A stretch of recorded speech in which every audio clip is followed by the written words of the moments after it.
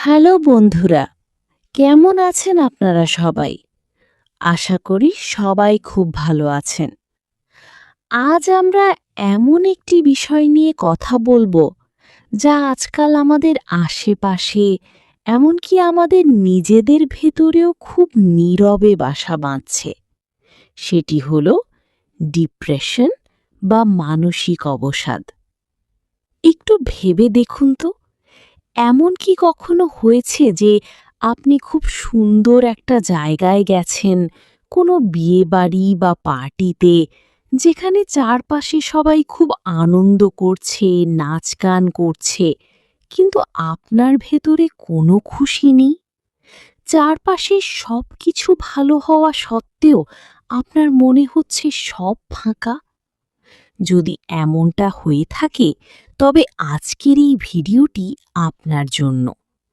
আজ আমরা জানব ডিপ্রেশন আসলে কি, কেন এটি হয়, এবং সবচেয়ে গুরুত্বপূর্ণ বিষয়, কিভাবে কোনো ধরনের ওষুধ ছাড়াই কেবল নিজের মনের শক্তি ব্যবহার করে এই ডিপ্রেশন থেকে চিরতরে মুক্তি পাওয়া যায়। ডিপ্রেশন বা বিষণ্ণতা আসলে কি? সহজ কথায়, আমাদের মনে যখন নেতিবাচক বা নেগেটিভ চিন্তার পাহাড় জমে যায়, তখনই আমরা ডিপ্রেশনে ভুগি। হয়তো কোনো পারিবারিক সমস্যার কারণে এর শুরু হয়েছিল, অথবা কোনো কারণ ছাড়াই শুধুমাত্র একটানা নেগেটিভ চিন্তার কারণে আমাদের মনের ফ্রিকোয়েন্সি পুরোপুরি নেগেটিভ হয়ে যায়। আমাদের মন দুটো স্তরে কাজ করে: চেতন মন, কনশাস মাইন্ড, এবং অবচেতন মন, সাবকনশাস মাইন্ড। চেতন মন কেবল তখনই কাজ করে যখন আমরা জেগে থাকি, কিন্তু আমাদের অবচেতন মন 24 ঘন্টা, সপ্তাহে 7 দিন কাজ করে।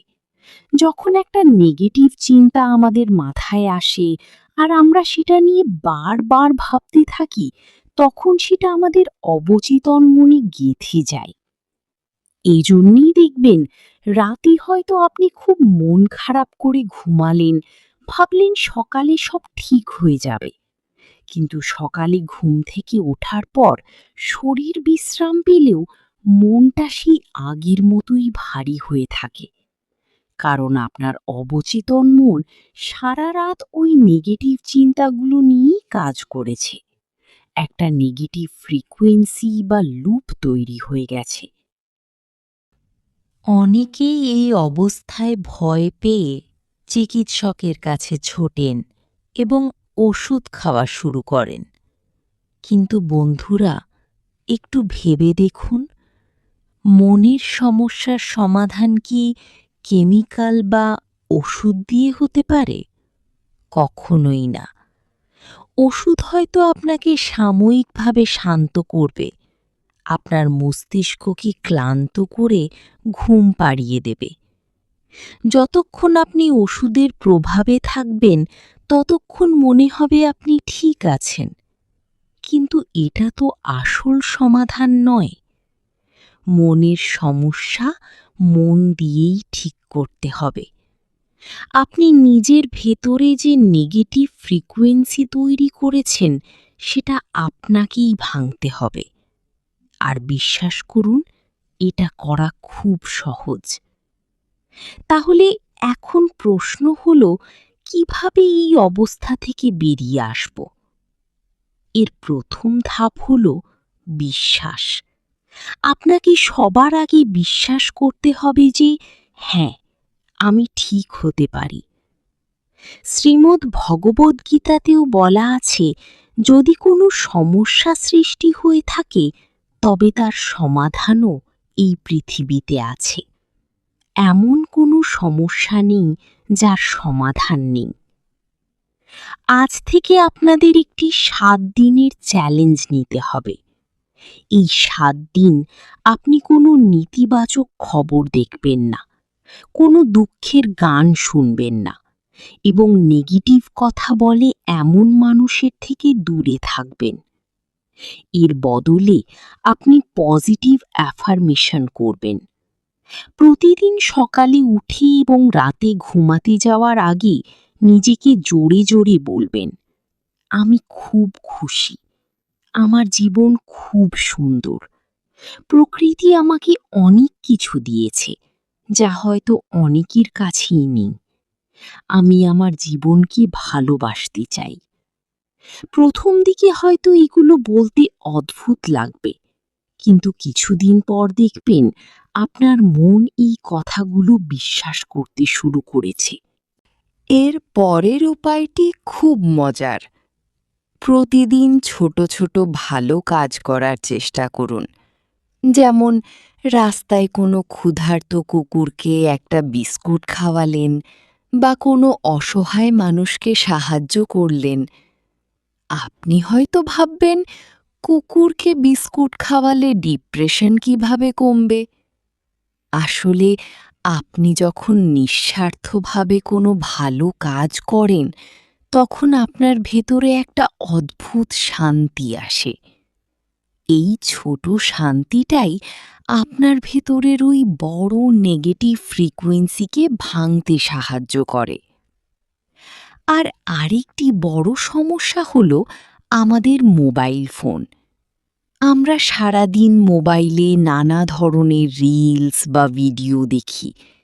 এতে আমাদের মস্তিষ্কে সস্তায় ডোপামিন রিলিজ হয়। মস্তিষ্ক সারাক্ষণ নতুন নতুন উত্তেজনার খোঁজ করে, যার ফলে বাস্তব জীবনের ছোটখাটো আনন্দগুলো আমাদের আর খুশি দিতে পারে না।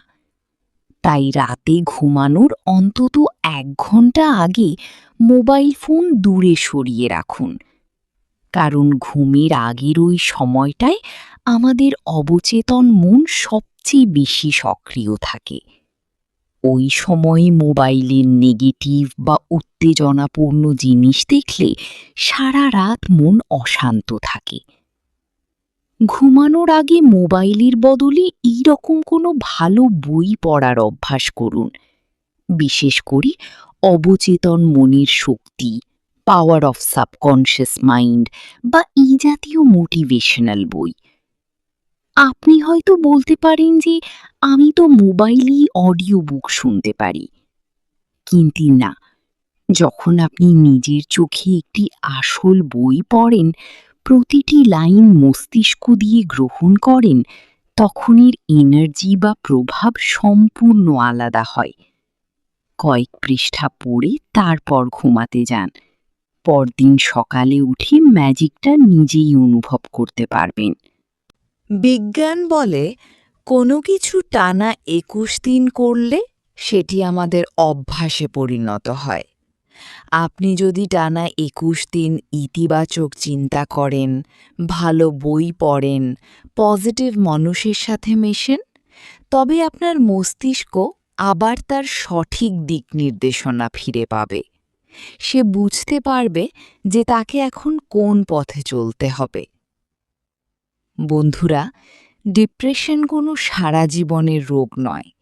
এটি কেবল একটি ভুল ফ্রিকোয়েন্সি, যা আপনি নিজেই পরিবর্তন করতে পারেন। আপনাকে শুধু একটু সচেতন হতে হবে আর নিজের মনের হ্রাস নিজের হাতে নিতে হবে। আজকের পর থেকে নিজেকে বলুন, আপনি কোনো মানসিক রোগী নন। আপনার মন একটু ক্লান্ত ছিল, কিন্তু এখন আপনি তাকে ঠিক করার উপায় জেনে গেছেন। আমার এই কথাগুলো যদি আপনাদের একটুও সাহায্য করে থাকে, তবে অবশ্যই কমেন্ট করে জানাবেন। কে কে আজ থেকে এই 7 দিনের চ্যালেঞ্জ গ্রহণ করছেন তা আমাকে কমেন্টে লিখুন। ভিডিওটি ভালো লাগলে লাইক করুন এবং আপনার পরিচিতদের সাথে শেয়ার করুন। হয়তো আপনার একটি শেয়ার কারো জীবন বদলে দিতে পারে। চ্যানেলে নতুন হলে সাবস্ক্রাইব করতে ভুলবেন না। সবাই ভালো থাকবেন, নিজের মনের যত্ন নেবেন এবং সব সময় হাসি খুশি থাকবেন। দেখা হবে পরের ভিডিওতে। ধন্যবাদ।